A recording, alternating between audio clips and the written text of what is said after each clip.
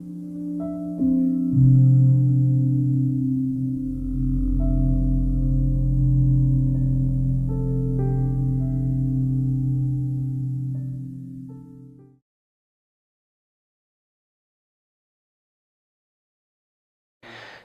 first of all, what is Ubuntu?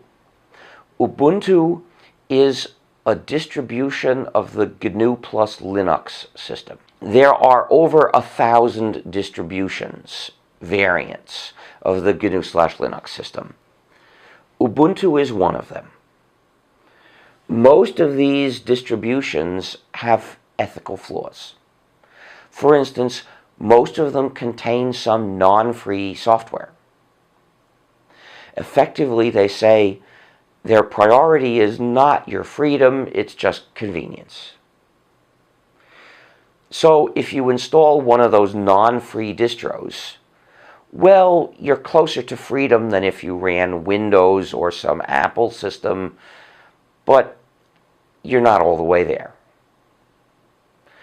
But even worse, because they present convenience rather than freedom as their goal, they're teaching people not to value freedom.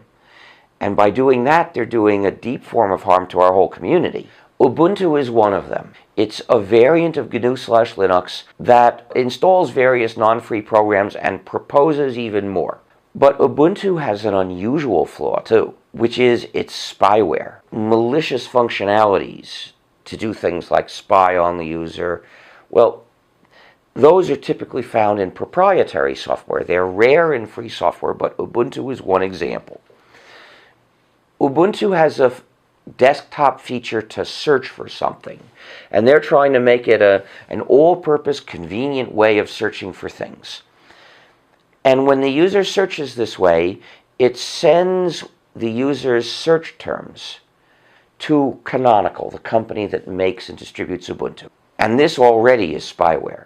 You know, when you search for something, it shouldn't by default send anything to a company. That should be something you do optionally, knowing you're doing it each time, so that you think about, do I want to show somebody else that I'm looking for this, or do I just want to look in my own computer?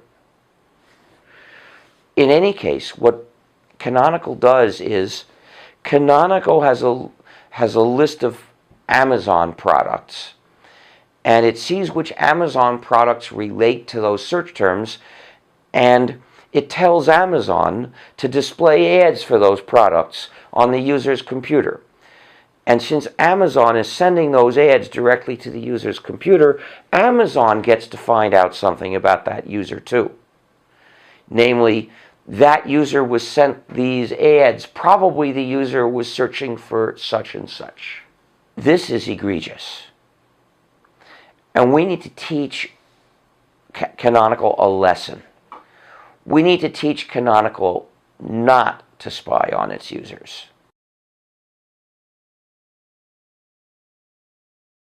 He had to apologize for calling me childish, because people jumped on him for that.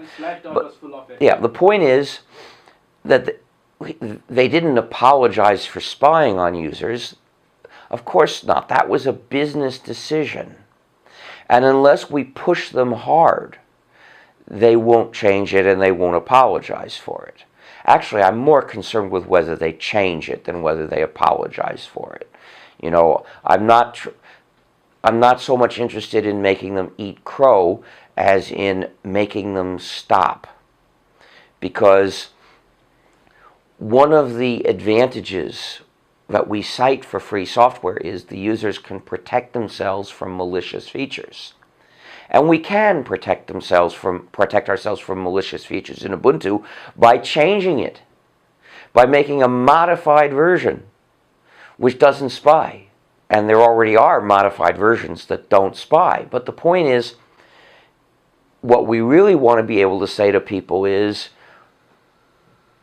the dissuasive force, the deterrent force of the community's rejection of malicious functionalities is so strong that you can be pretty confident that it won't even try to spy on you.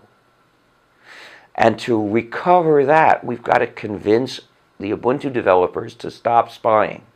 That's why this issue is important. Of course, they will try to spin it a different way based on different values. They say convenience above all. Look at the convenience we're giving you.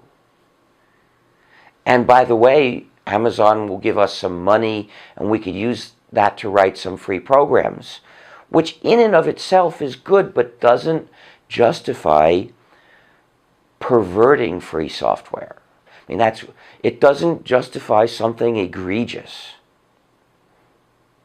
So they've got to stop it. Now, as for putting Ubuntu GNU/Linux in phones, well, I don't know what those are going to do. Maybe they'll have the same spyware feature. I suppose they probably will, but we'll see what the facts are. I also expect that they will contain non-free programs.